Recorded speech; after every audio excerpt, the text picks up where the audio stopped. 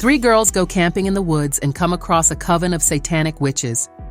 The moon was a sliver in the sky as the three friends, Mara, Lucy, and Jenna, set up camp in the remote woods, eager for a weekend away from their bustling city lives.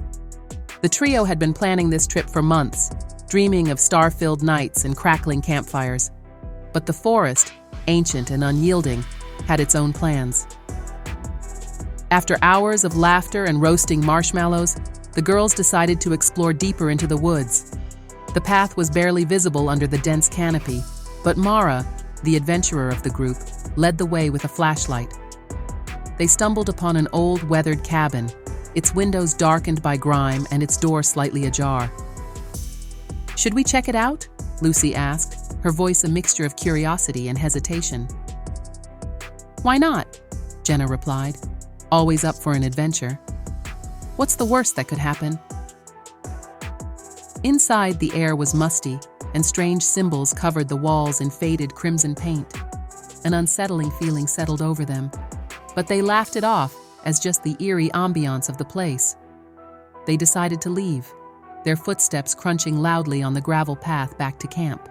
As they approached their campsite, the air felt colder, and the usual sounds of the forest seemed to have gone silent.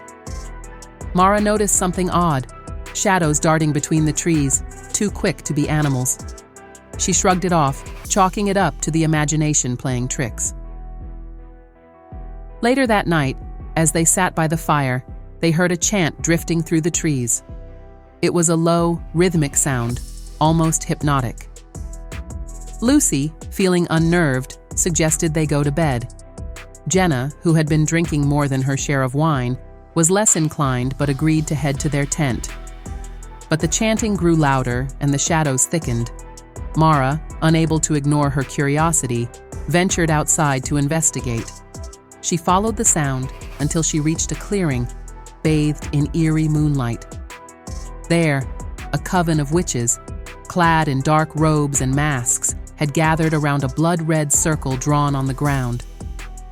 In the center of the circle lay a sacrificial altar, and the witches were performing a ritual, their voices rising in unison. The sight was too horrifying to comprehend. The witches were preparing for a gruesome sacrifice. Mara's heart raced as she stumbled backward, her breath coming in ragged gasps. She turned and fled, her mind racing. She had to warn Lucy and Jenna. Back at the campsite, Lucy and Jenna were startled by Mara's panicked return. Before she could explain, the witches burst into the clearing, their eyes burning with malevolent glee. They surrounded the tent, their chants growing more frenzied. Mara, Lucy, and Jenna scrambled to escape, but the witches were relentless. Lucy was seized first, dragged away, screaming. Jenna tried to fight back, but was overpowered. The coven's ritual demanded blood, and they were determined to complete it. In the chaos, Mara managed to slip away unnoticed. She ran through the woods, branches slashing at her face, her breaths ragged.